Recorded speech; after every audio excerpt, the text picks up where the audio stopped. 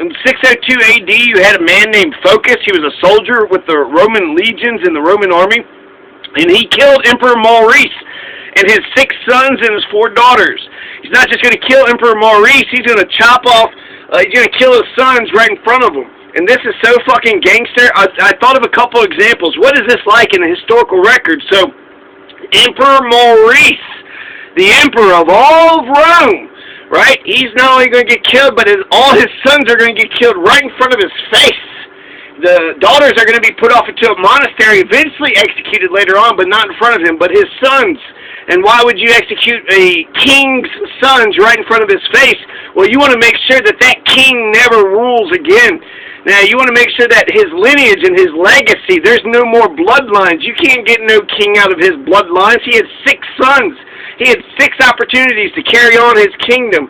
But Emperor Maurice was not liked, apparently, by a contingent of the Roman people. So, the Phocas is going to kill Maurice, and then this is going to spark a 26-year war with the Sassanid Persia. And that's going to help up spread of the Muslim invasion. So 602 AD, this is when Muhammad was around. Muhammad was around from, 570 to 630? So he's alive in the 600s. Jesus is supposedly alive in the zeros, right? So 600 years later, you got Muhammad, and then, 1800 years? 1600 years. So anyways, Maurice kept on advancing, right? That was his problem. He just kept advancing, and he would let all these Roman soldiers sleep in the winter in foreign territories, so they couldn't go home. Never could they go home. Year after year, just kept advancing, kept on the offensive. Never stopped, right?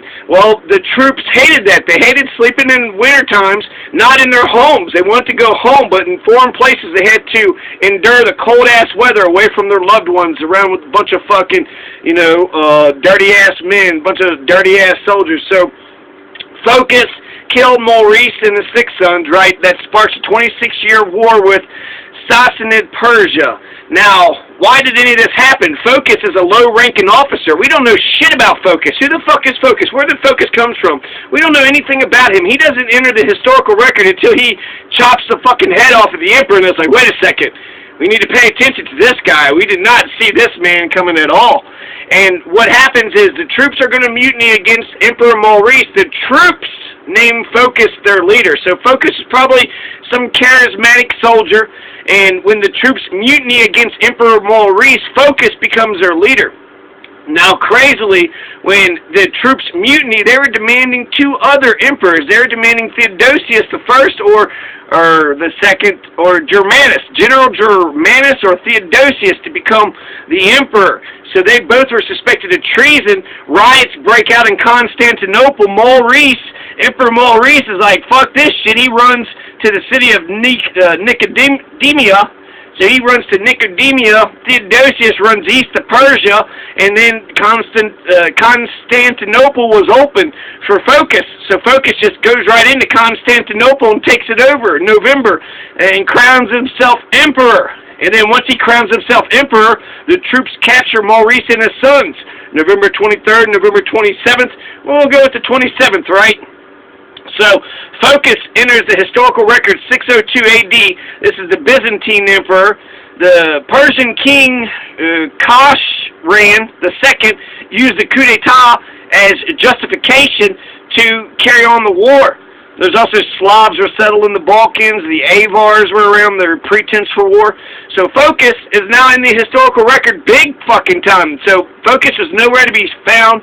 Then all of a sudden, 602 AD, November 27th happens, and Phocas kills Maurice and all of his sons, 6 sons killed.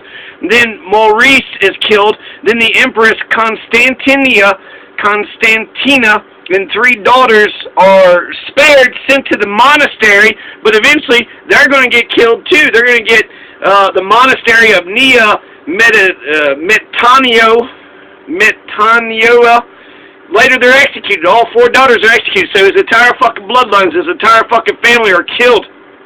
Then the Persians invade 603 AD. So 602 Phocas takes Constantinople, and then the Muslims are like, fuck this shit, I like Emperor Maurice. The Muslims cost Khosran II, Khosran II took that as an opportunity, the coup d'etat, to invade the Roman Empire. So that's, you know, Focus just got in there, and now he's getting fucking invaded and shit. But I want to, a lot of things happen in a short amount of time. So essentially, Focus is now the new emperor. Focus is going to be the emperor for, 5 years or 4 or so. And, yeah, that's the story of Focus killing Emperor Maurice and his 6 sons. I think that pretty much covers most of it here. Theodosius and Tiberius. I wrote that down, so I just said their names. And Muhammad was born in 571 in Mecca, and he died 632 in Medina. So Mecca, Medina, right? Muhammad, he's 600. Think of the year 600. That's when Muhammad was around. 30 years before, 30 years after. So, shit. A lot of shit happened in 602 and 603, right? Muslims invade 602. Their fucking emperor just got fucking killed, killed to shit. And so, compare and contrast the historical record. Braveheart, there's a lot of things where the family is killed right in front of the person, and then that's actually like the beginning of every goddamn, revenge film out there. Braveheart, they killed the wife right in front of him, right? They go ahead and slit her throat, and then was trying to bring him out to him. They were not right, literally right in front of their face.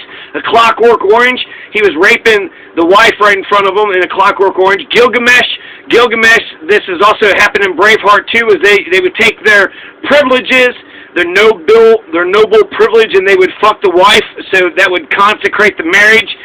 You couldn't just marry your own wife. You had to allow the noble to rape your wife. That's Gilgamesh. Gilgamesh fucked every single one of them. Gilgamesh was a rapist, and he raped the entire fucking city. He fucked anybody he wanted to fuck.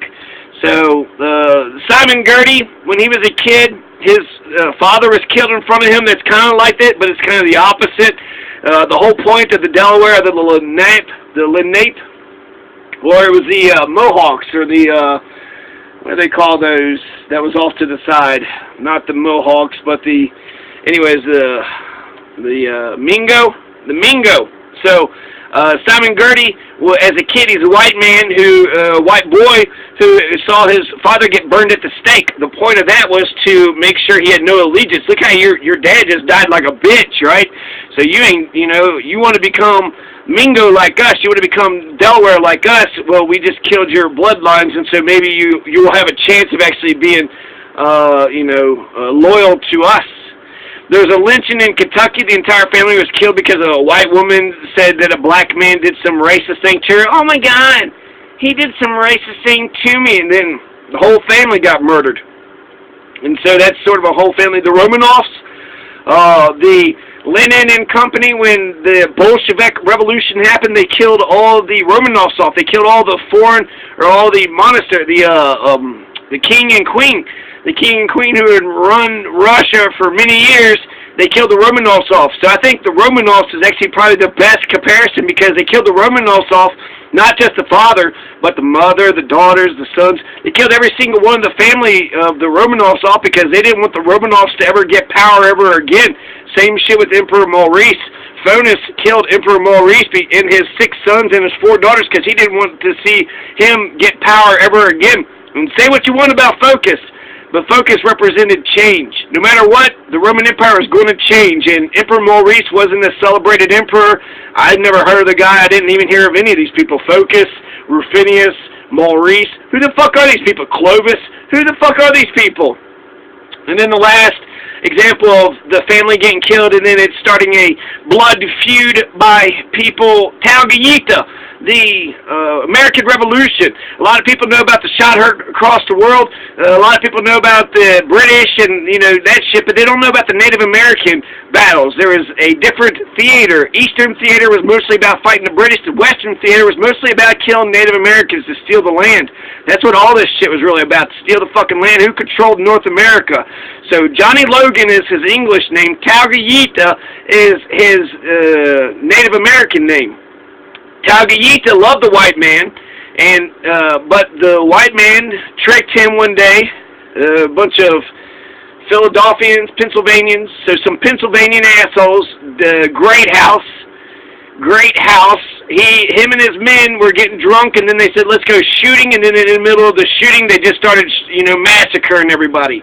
And that's actually what Tierra Blanca did in El Pueblo. Tierra Blanca goes into El Pueblo, and they're shooting guns, and then all of a sudden they turn the guns on them. So if you have anybody coming to your house and be like, hey, man, let's shoot guns, and they bring like 50 other motherfuckers, don't trust that.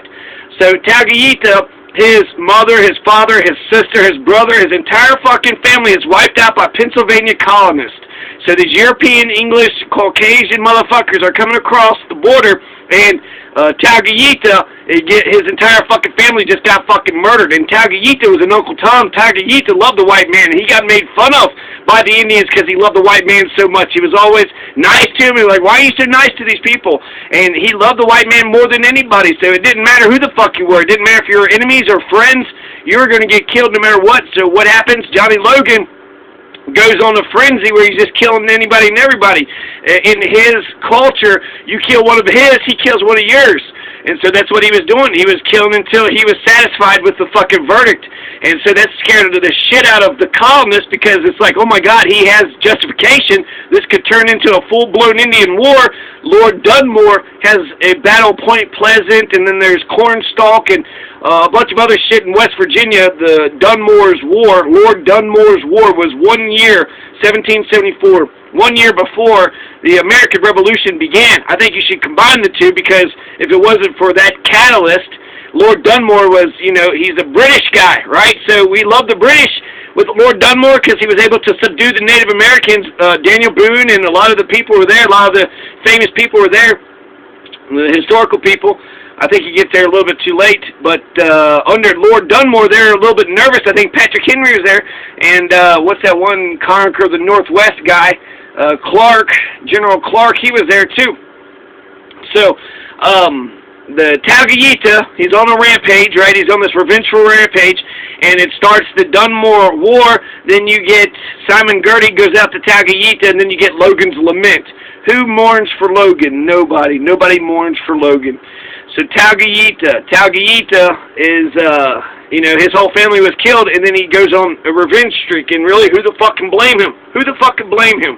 They even took his sister's baby, cut the baby out of the belly, and then threw the baby into the water. Nits make lice, so they hated the Native Americans with a passion.